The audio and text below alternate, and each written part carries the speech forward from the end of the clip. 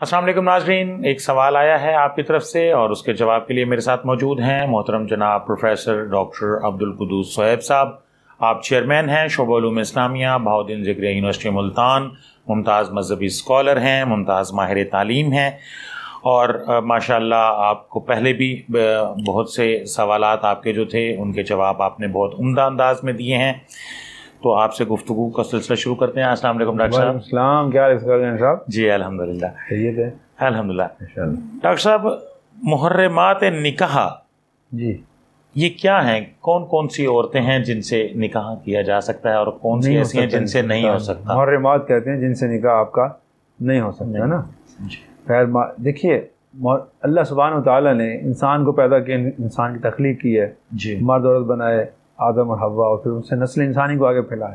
تو کچھ رشتے ایسے ہیں جن کو اللہ تعالیٰ نے محرم قرار دے دیا۔ جی، اب اس میں وہ رشتے ہیں کہ جن کے ساتھ آپ کا خون کا پہلا رشتہ ہے، تو ان کے رشتے آپس میں نہیں ہو سکتے۔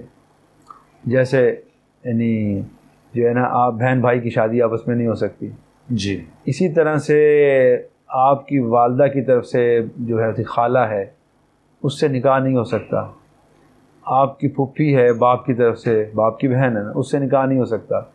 اسی طرح دادی سے نکاح نہیں ہو سکتا، نانی سے نہیں ہو سکتا۔ یعنی یہ تو عورتیں، اس طرح مردوں کا بھی نہیں ہو سکتا۔ جی، ٹھیک ہے نا۔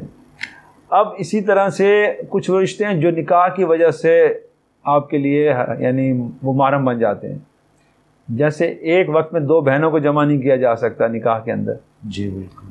اسی طرح سے چچی سے نکاح نہیں ہو سکتا، کیونکہ چچا، جی ویسے تو وہ چچی غیر محرم ہے، اس سے شادی ہو سکتی تھی، لیکن اس لیے جب چچی بن گئی تو اس سے نہیں ہو سکتا۔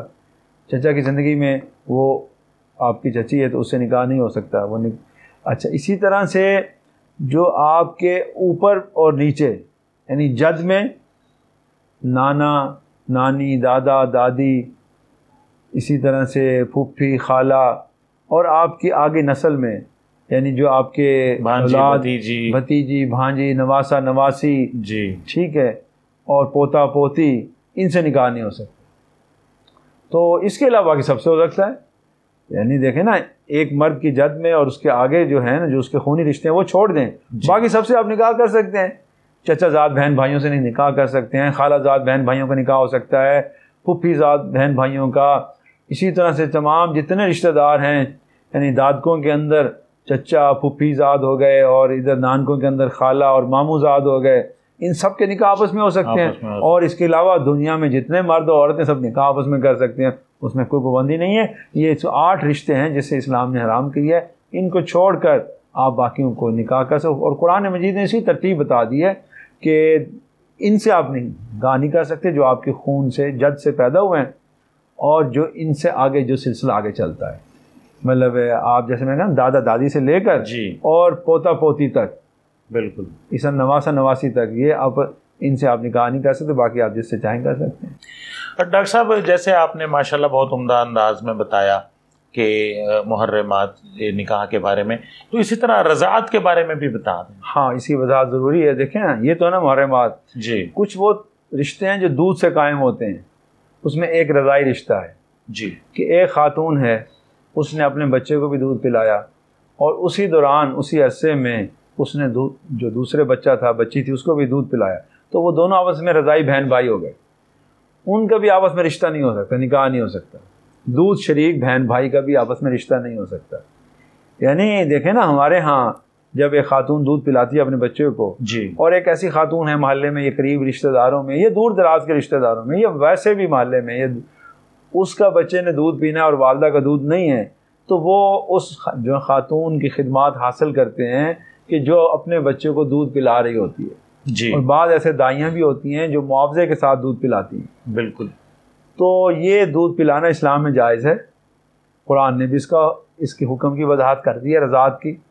لیکن اس پر صرف قانون یہ لاگو ہوتا ہے کہ جب وہ بچہ یا بچی جس بچے اور بچی کے ساتھ دودھ پئیں گے، وہ ان کے یعنی حقیقی بہن بھائیوں کے قائم مقام ہوں گے۔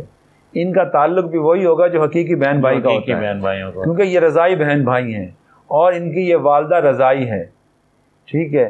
تو اس لیے اس عورت سے بھی ان کا نکاح نہیں ہو سکتا بڑے ہو کے اس نے سکے گا، کیونکہ اس کی رضائی ماں ہے جس نے دودھ پیا ہے، اور جب یہ گود میں تھا اور اس کے ساتھ بچے اور دودھ پی رہے تھے تو یہ رضائی بہن بھائی ہیں، لہٰذا ان کا آپس میں نکاح نہیں ہو سکتا۔